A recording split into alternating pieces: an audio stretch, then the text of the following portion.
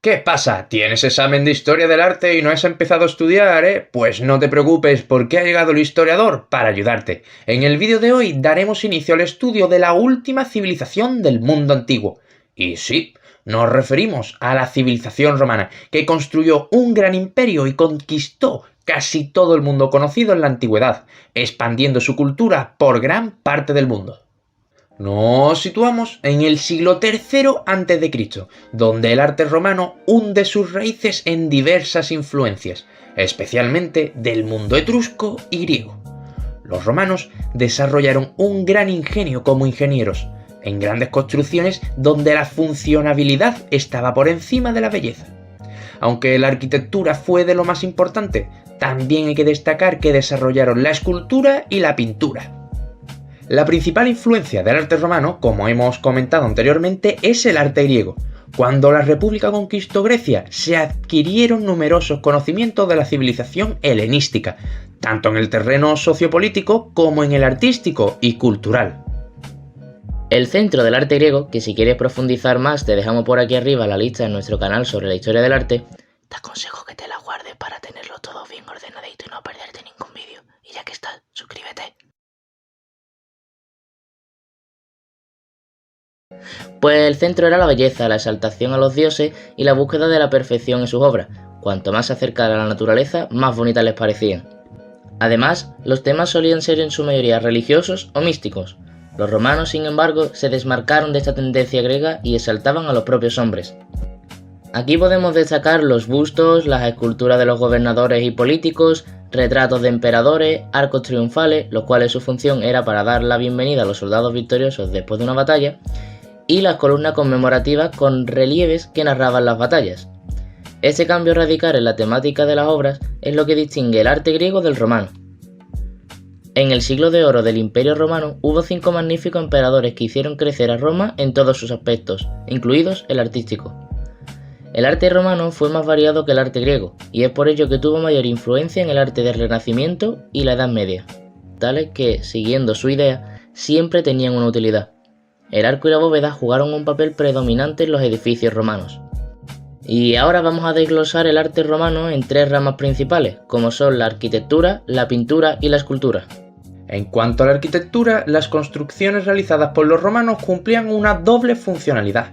En primer lugar, la mejora del nivel de vida de los ciudadanos de Roma, es decir, se mejoraban las condiciones de seguridad, salud y ocio. Por ello, construían acueductos, puentes, coliseos, circos, teatros. La segunda de ellas era buscar representar la majestuosidad y el poder del gran imperio romano.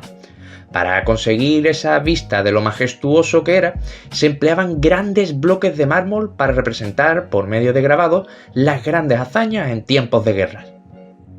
La arquitectura romana empleaba 2 grupos de elementos distintos, la columna y el dintel, los cuales provenían de los griegos, y el arco y la bóveda, que se lo copiaron a los etruscos. Cabe destacar que la arquitectura es la rama artística en la que más llegaron a destacar los romanos. Los romanos eran grandes aficionados a exprimir su tiempo de ocio al máximo, por lo que es muy común ver en sus ciudades arquitecturas como teatros o imponentes anfiteatros, donde realizaban representaciones históricas o peleas entre gladiadores.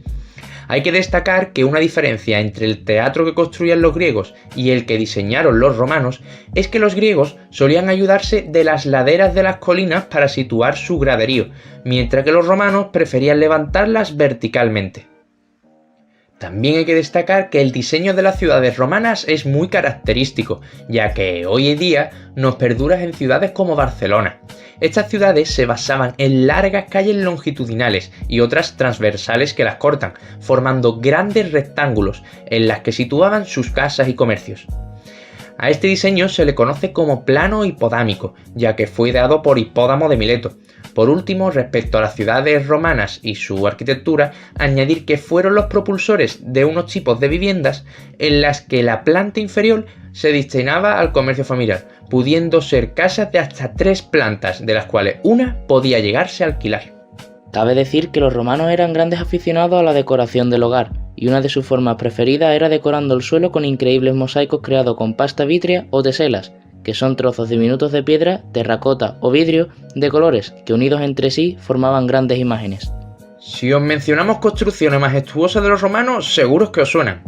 Las termas, los anfiteatros, los circos, los foros, los arcos del triunfo, las basílicas, los templos, los acueductos o las carreteras. Pasamos ahora a la escultura romana. Los romanos se movían a través del realismo etrusco y el idealismo griego. En los inicios de la República, la influencia etrusca era más que visible, y por ello las podemos diferenciar dado el realismo que representan. Una vez los romanos conquistan Grecia, empiezan los brotes de idealismo en las esculturas romanas. A continuación, vamos a ver las principales características. Así que coge un papel, un bolígrafo y apunta todo esto para así acordarte bien el examen y sorprender a tu profe. Lo primero, la utilidad. Cumplían una función narrativa, descriptiva o conmemorativa. Lo segundo, la escultura romana muestra energía y movimiento para mostrar el poder de los generales y emperadores. Lo tercero, las obras suelen ser anónimas y extremadamente naturalistas. Y por último, la temática habitual es el retrato, que trata de lograr la excelencia. Todo esto es muy importante, puesto que te vendrá muy bien para saber las principales características y así poder diferenciar si es romano o no. Por cierto, como curiosidad, ¿sabíais que muchas esculturas se reutilizaban una vez fallecía el emperador al que representan? Para ahorrarse el tiempo de hacer una nueva escultura completa, muchas veces quitaban la cara del emperador que había fallecido y en su lugar colocaban la del nuevo. Aunque la mayoría de trabajos esculpidos son estatuas y monumentos, tenemos que saber que eran muy comunes los relieves en las columnas y en edificaciones de mayor dimensión, en las que se narraban las hazañas de los soldados en las diferentes campañas militares. Por último, pasamos a la pintura romana. Aquí podemos diferenciar dos corrientes pictóricas, el estilo neoático o helenístico alejandrino. El estilo neoático se preocupaba por la forma humana y resaltaba en las temáticas mitológicas y las epopeyas. El helenístico alejandrino, en cambio, se preocupaba por la pintura rural, paisajes. Por lo general, las obras pictóricas romanas son unas imitaciones o variaciones de las griegas. Y diréis, entonces, ¿cómo las diferencio si son griegas o romanas? Pues las pinturas romanas utilizaban la técnica de manchas de color al temple. Tranquilo, no te vayas a Google a buscarlo, que te lo explicamos ya nosotros. Esto significa que en este tipo de pintura el disolvente del pigmento es el agua y el aglutinante, el cual también añadían grasa animal, huevos y otras materias orgánicas. La temática es siempre realista, de paisajes, personas o escenas bélicas de guerra. A continuación, os dejamos un listado de las obras más conocidas del arte romano con sus datos por si te caen en el examen.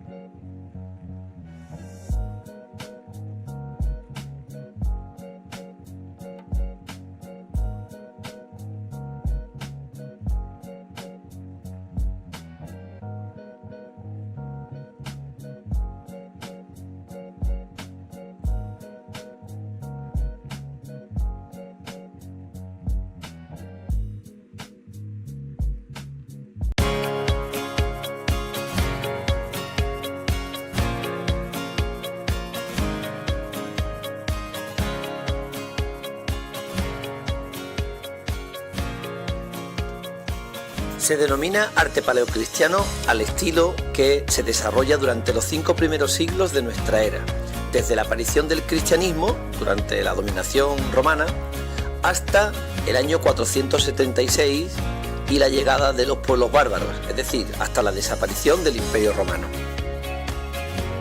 Así pues, entendemos que su principal característica es la de ser un puente entre dos culturas, entre la cultura clásica, la cultura romana, en la que nace, y la cultura cristiana, una cultura que precisamente en este momento está poniendo sus fases.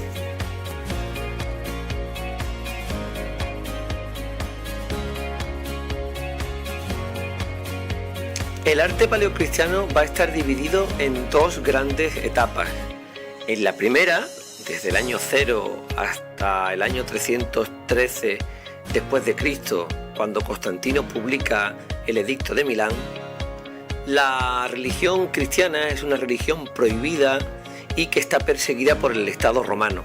Por lo tanto, sus manifestaciones artísticas principales van a ser aquellas que se van a desarrollar en el interior de la tierra, en las catacumbas, a través de sus pinturas.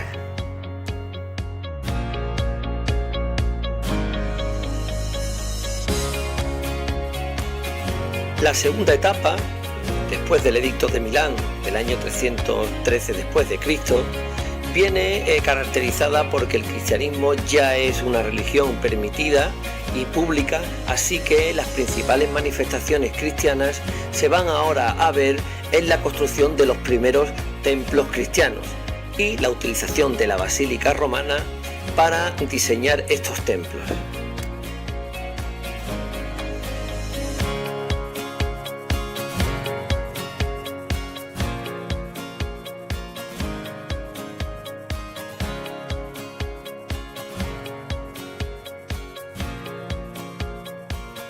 Vamos a hablar sobre la primera etapa del arte paleocristiano. Como hemos dicho, el cristianismo es una religión perseguida y por lo tanto los cristianos van a tener que desarrollar sus manifestaciones a escondidas del Imperio Romano. El lugar elegido para ello van a ser las catacumbas. Pero, ¿qué son las catacumbas? El origen de estas se encuentra en los arenarios que habían perforado los romanos en el subsuelo de la ciudad para extraer materiales para la construcción. Cuando se agotaban y abandonaban, los cristianos aprovechaban estas canteras, transformándolas en cementerios y añadiendo nuevos túneles. El resultado es un laberinto de estrechas galerías que reciben el nombre de criptas. En determinados lugares, las criptas se ensanchan formando cámaras cuadradas o poligonales, que denominamos cubículos, donde recibían sepulturas los restos mortales de los que habían sido torturados o de los distintos cristianos. En esos lugares a veces se construían arcos y recibían el nombre de arcosolios. El resto de la comunidad reposaban en nichos a lo largo de las galerías que denominamos loculi.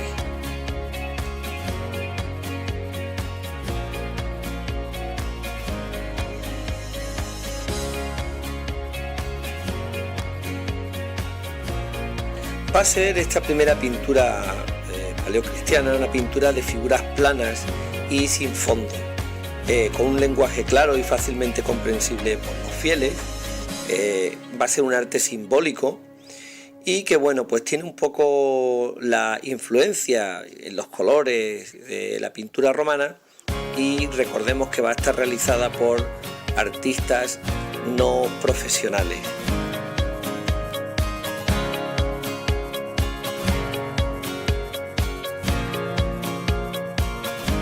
Y en este contexto se van a crear algunos de los símbolos más importantes del cristianismo. Por ejemplo, el crismón. El crismón es un símbolo que está hecho con las dos primeras letras del nombre de Cristo en griego, la X y la C y la R. Otro de los símbolos que vamos a encontrar por las paredes de las catacumbas son, por ejemplo, el pez, que está relacionado con el bautismo de los cristianos, y porque el nombre de pez en griego coincide con las iniciales Jesucristo, Hijo de Dios, Salvador. Otro símbolo característico que nace en esta etapa es el alfa y el omega, la primera y la última letra del alfabeto griego, poco que viene a significar que Cristo es el principio y el final de todo lo creado. Otros símbolos que encontraremos serán, por ejemplo, el cordero como símbolo también de Cristo, o el pavo real, que significará hará referencia al jardín del Edén, al paraíso. Pero ¿cuáles son los temas que vamos a encontrar en las paredes de las catacumbas? Bueno, pues en primer lugar, escenas de carácter clásico, que tienen que ver con el buen pastor, que nos recuerdan al mascóforo griego. Vamos a encontrar después temas del Antiguo Testamento, bueno, por ejemplo, pues Adán y Eva, los temas relacionados con Jonás o con los leones y con Daniel, y finalmente temas del Nuevo Testamento, como la multiplicación de los peces, la resurrección de Lázaro o bueno, pues los distintos milagros de la vida de Cristo. También tenemos que señalar que es la primera vez que aparecen imágenes de la Virgen como madre sentada con el niño en su regazo. Algunas de las catacumbas más importantes están en Roma y serán pues las catacumbas de San Sebastián, las de San Calixto o las de Santa Priscila.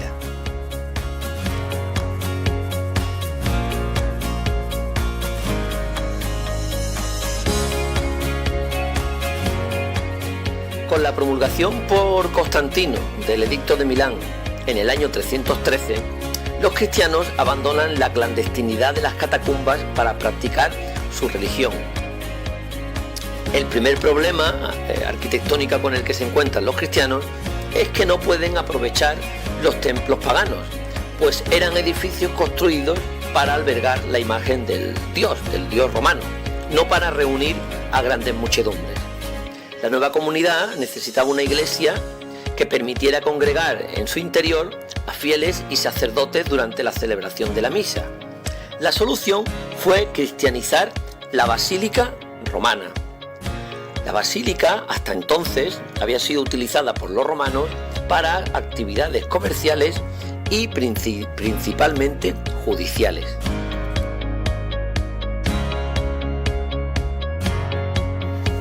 Así pues, la basílica va a quedar configurada de la siguiente manera. En primer lugar, en muchas de ellas, un primer patio porticado que denominamos atrium. Este atrium va a dar paso a un espacio antes de lo que es la propia basílica, que se llama nártex, que va a ser una especie de vestíbulo en el cual se van a quedar aquellos cristianos que todavía no han sido bautizados.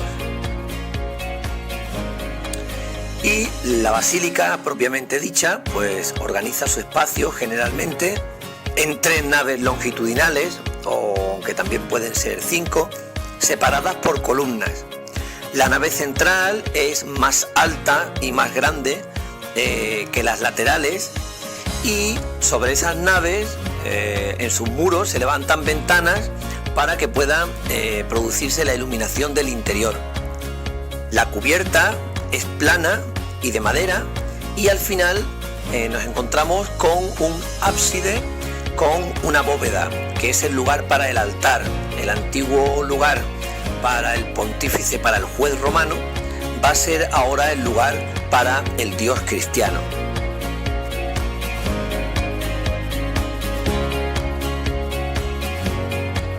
Algunos de los ejemplos más importantes de las basílicas, de planta basilical, van a ser San Juan, la Basílica de San Juan de Letrán, de Santa María Maggiore, o de San Pablo Extramuros en Roma, así como la primitiva Basílica de San Pedro del Vaticano. Quizás el ejemplo que perdura de manera más intacta sea la también romana iglesia de Santa Sabina, una iglesia de planta basilical con un techo a 2 aguas, el techo plano basilical, 3 naves, la central más alta como se puede ver y más ancha, y al final el ábside a modo de arco triunfal.